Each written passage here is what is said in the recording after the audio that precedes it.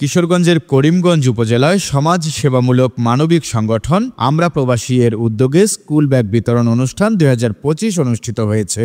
শুধুমাত্র প্রবাসীদের নিয়ে গঠিত এই সংগঠনের পক্ষ থেকে 14 ফেব্রুয়ারি শুক্রবার করিমগঞ্জের নোয়াবাদ ইউনিয়নের উলুখোলা চৌরাস্তায় 6টি প্রাইমারি স্কুলের কোমলমতি শিক্ষার্থীদের মাঝে এই ব্যাগ বিতরণ করা হয়। আল ইমরান ও রায়হান মাস্টারের সঞ্চালনায় অনুষ্ঠানে অন্যান্যের মধ্যে উপস্থিত ছিলেন করিমগঞ্জ উপজেলা কৃষক দলের সাধারণ সম্পাদক জহিরুল আলম বকুল, আব্দুর রশিদ মাস্টার, চেয়ারম্যান পদপ্রার্থী নজরুল ইসলাম, অধ্যাপক রাইসুল ইসলাম রাসেল, আজহারুল ইসলাম স্বপন মাস্টার, কুতুবউদ্দিন মাস্টার সহ 6টি স্কুলের শিক্ষক ও এলাকার নেতৃস্থানীয় ব্যক্তিবর্গ।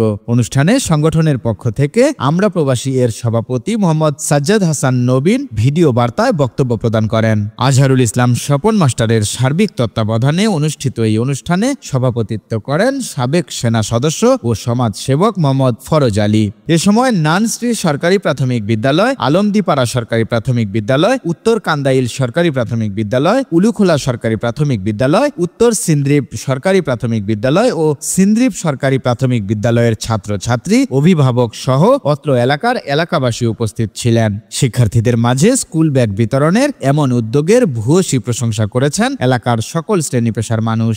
রবিউল আওয়ালের পাঠানো তথ্যচিত্রে বিস্তারিত জানলেন আইজামান চমক, নিউজ ডেস্ক, ঢাকা।